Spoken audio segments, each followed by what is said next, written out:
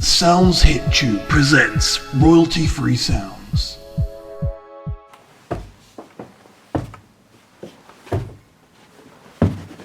Oh, fuck.